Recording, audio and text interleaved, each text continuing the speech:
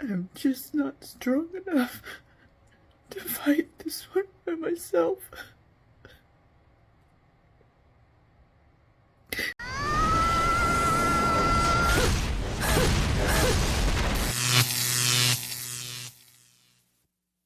Welcome to The Wall. In today's video, we'll see how a woman destroys 25 years of marriage in a divorce. We'll look at her reasons and how the ex-husband came out completely devastated from this divorce. She says it's fair that he got his 50%. We want to invite you to smash that like button and help us reach 100,000 subscribers by the end of the year to get our first plaque. That's the only support we ask from you, man. Add your grain of sand to the movement. Share your experience in the comments for any man who needs it. And without further introduction, let's get started. Why get a divorce after 25 years of marriage? The short answer is because it is not too late to be happy.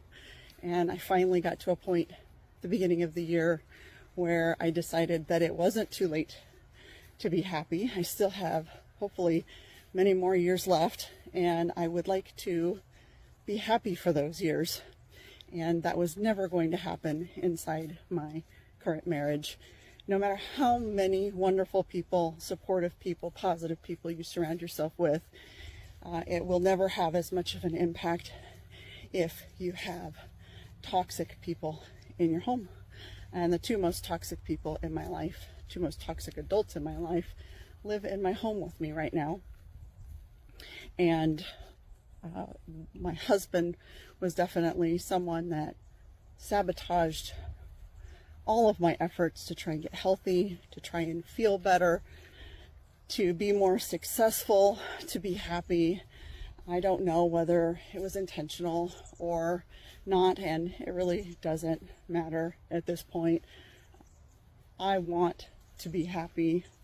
I want to be hopeful. I want to surround myself with people and experiences and success and love and peace that I will never be able to find if I stay married. And so we're getting a divorce, and the best way I can really describe that experience of 25 years, it's like climbing or riding in a roller coaster to the highest peak. And it's just one click at a time, one thing at a time. And then you finally get to the top, and that's the tipping point. There is no going back. There's nothing to fix, no desire anymore to try and fix things. You've already put in that effort, and it's a free fall to a new life and new experiences. And I am so looking forward to those. And so today I am really grateful for the new experiences I am about to have, because I am going to be able to surround myself with wonderful people and amazing experiences. So please tell me what you are grateful for today. Remember, man, according to feminism, marriage is only to make the woman happy. As soon as she feels unhappy, she will blame you as a man for her own decline. She will say she deserves to be happy, of course. After 25 years of marriage with a man about to retire, that's when she wants to find happiness. Remember that a woman is an emotional being, so selfish that she doesn't care if she has to sacrifice her family and the stability of her children, as long as she can be happy. That's why marriage vows are a sham. Only the man keeps them. 80% of divorces are initiated by women, and 43% are initiated between the ages of 45 and 55 because women don't want to take care of their retired husbands. That's why we say here that on the wedding day, only the man marries for love and the woman for a lifestyle. As soon as that lifestyle is threatened, like with the man's retirement, she will leave you with the excuse that she deserves to be happy. I don't know what I love you is supposed to mean anymore, but I know it doesn't erase lying. It doesn't erase stealing. It doesn't erase unfaithfulness. It doesn't erase coercion. I love you doesn't erase guilt. I love you doesn't erase being ignored when you are begging for help. I love you doesn't fix anything. I love you doesn't mean I should stay. I love you means something ugly now.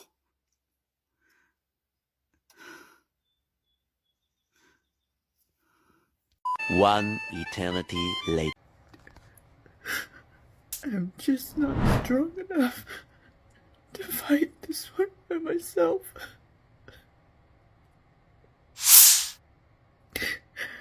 I don't know what to do. I was doing so good. And today, I just feel crushed.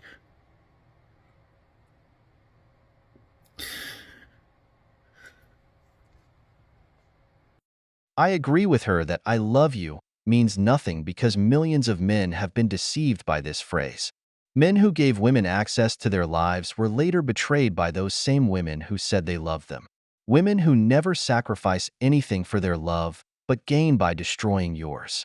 And you might ask, what does it mean to sacrifice for love? It's when a man signs that contract with the devil, where the woman has access to all his assets, including his money, house, business, pension, or 401k. The state allows her to take your children, and in the worst cases, forces the man to pay alimony to a woman who is no longer with him. Where does the woman lose in this equation? Where is her sacrifice? It is the man who is putting years of his life, everything he has worked for, into the woman he loves. But they fix it with a few tears and a bit of sympathy on the internet, crying to strangers who don't really care, but attention is an addiction for women. So I'm going through a divorce after a 25-year marriage. Never been through divorce before. And I have a question. I'm really curious. So he is telling people that I kicked him out of the house. And it just seems to me that there was no way that we were going to continue living together. It was becoming more and more like verbally hostile, not cruel, but hostile. It was definitely tense. We have a child who could definitely sense that things were tense, and mom and dad were more angry than usual, or short-tempered maybe is a better word. And so now, we had talked, he knew that we were going to get a divorce 2 or 3 months. For 2 or 3 months, then I filed for divorce. He stayed for about 4 weeks after filing, and then moved out. And I'm just curious, how many people stay together through the divorce process until the divorce is final? Because I just couldn't imagine living in the same house with him for, the minimum here is 90 days. If it took longer, I can't imagine. So how many of you that have been through divorce stayed in the same house with your spouse until the divorce process was over? How ironic that she says there's no way we could keep living together. After she wants to end everything, she files for divorce. But in this country, when a woman wants to leave you because she's not happy, you're the one who has to leave the house. She doesn't want to be with you. But that doesn't mean she doesn't want to keep the house. This is the unfair part. Why, if she wants to leave, doesn't she pack up and go? Oh, because the child has to stay with her. You know what else is ironic? She disabled the comments because men were telling her everything. Watch how she defends herself in the other video. In a video I posted a couple of days ago, I asked the question as to whether or not divorcing couples live together through the divorce process, or one or both parties leaves the residence. And many of you answered that question, and I really appreciate that. There are also a lot of people upset with me for me not leaving the home if I was that unhappy, and saying things along the lines that my soon-to-be ex, is the one getting screwed over in all of this, and that I'm taking everything. That is absolutely not the case. It's a 50-50 split, and It's an amicable divorce. We're not fighting. And he and I both agreed together that it was important for our son to stay in this home and stay with me. My soon-to-be ex did not want to take my son. He did not want to be the one to stay and finish raising our son. So it's not unfair. And my son has had enough disruption in his life. He lived in just as much of a toxic environment as I did, and he underwent some trauma about 4 years ago. And so it was important for my soon-to-be ex and I that he have the consistency of staying in this home and not being forced to move and not being forced to change schools.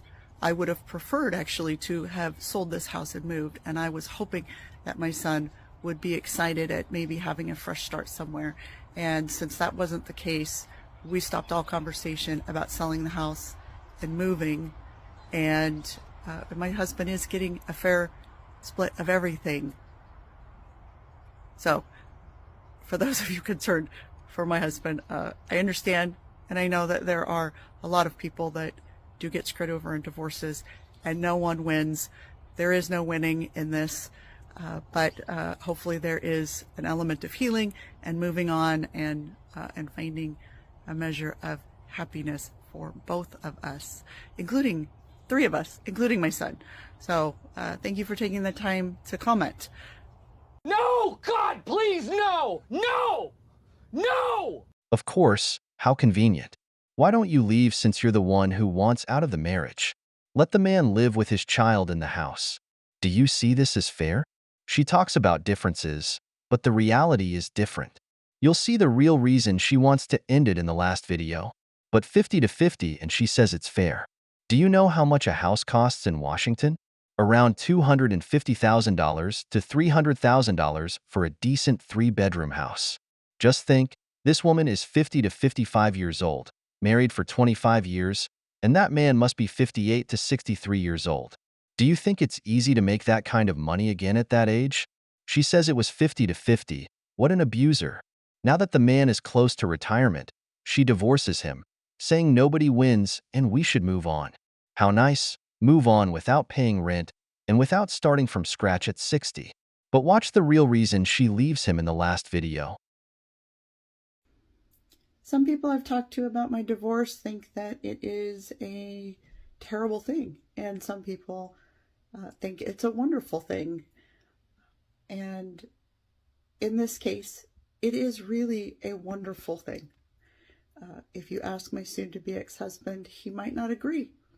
Certainly wouldn't have 3, 4, 5 months ago, and he might not agree for another 2, 4, or 6 months from now, but ultimately it really is a good thing for both of us, because really being married, he wanted to live a single man's life, and now that he is living on his own, he gets to watch TV when he wants to, and he doesn't have to do dishes unless he wants to. He doesn't have to mop the floor unless he wants to. He doesn't have to clean a bathroom unless he wants to.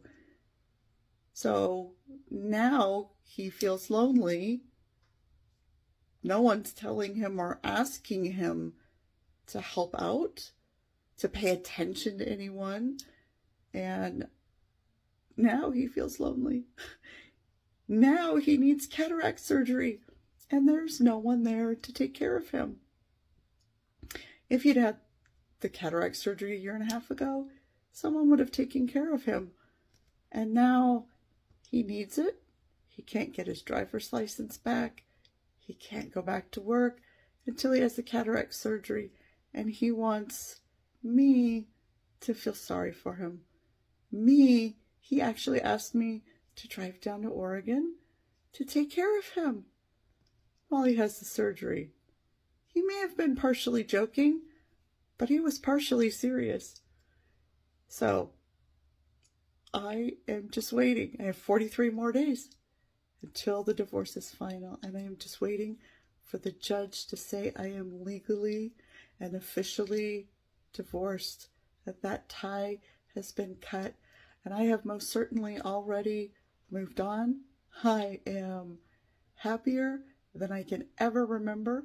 I'm healing, and I am finding joy and happiness in daily living.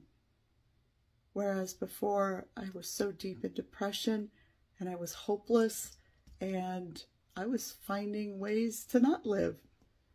So I have 43 more days, and this divorce is a good thing. And eventually I think he'll agree that it's a good thing for him too. Because I don't want bad things for him. I just don't want his things to be mixed with my things anymore. I want us to live separate lives and find happiness doing it. See what I told you? I knew there was something behind it. This is why I don't believe in marriage vows. Because in a woman's illness, the man is always present. But in a man's illness, the woman abandons him. Look how she says it's wonderful because she doesn't have to take care of him. Women aren't stupid. As long as the man is strong, they will stay with him. When the man is close to retirement, 1 or 2 years away from pensioning, the woman leaves because he will soon be a burden. She doesn't want to take care of you. This isn't about a man who cheated or was a bad father. This is a man close to retirement, and she just wants to abandon him. She's looking for an excuse, making videos to make him look guilty. Now look at how that man asks her to help him while he recovers his eyesight so he can go back to work because he lost his home and has to pay rent again. She can't even do that. Man, a man's life is sad. She says 50-50 is fair when you are the one who has to leave your own house and live rented again or end up on the streets. We've reached the end of the video, but before we go, the questions are for you. What do you think of this divorce story? Who is to blame here? Do you think 50-50 is fair for this man when she kept the house? If you enjoyed the video, make sure to give it a thumbs up, subscribe to the channel, and hit the notification bell. Your support means the world to us and motivates us to create more content. Stay tuned for the next exciting video from The Wall.